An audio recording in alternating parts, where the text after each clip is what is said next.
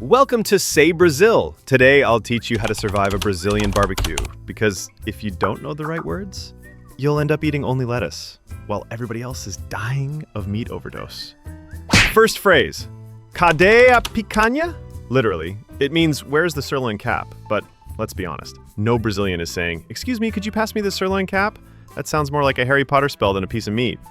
According to Wikipedia, picanha is a cut of beef first made popular in Brazil and later adopted in Portugal. It consists of the final part of the biceps femoris muscle at the bottom of the animal. Translation? It's basically the cow's butt muscle with a juicy layer of fat. And yes, that's the scientific description. Thank you, Wikipedia. But in Brazil, picanha is the holy grail of barbecue. Expensive, juicy, delicious. These days, only the most privileged can still throw it on the grill without blinking at the price.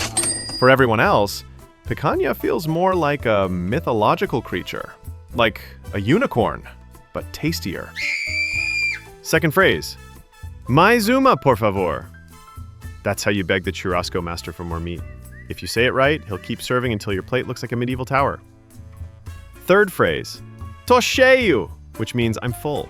But be careful, if you say it too late, you'll explode. If you say it too early, the host will think you hate their food. And that's basically a declaration of war. True story. A gringo once said, tô cheio, after eating one sausage.